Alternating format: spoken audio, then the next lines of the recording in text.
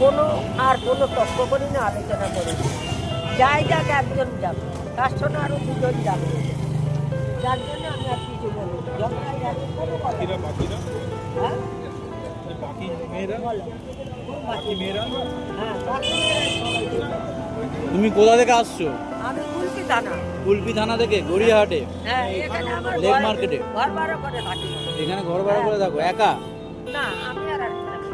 তা এইগুলো বিক্রি করে কি হচ্ছে বলো? সব কিছু চলে, তাই তো? সবকিছু কি চলে বাবা?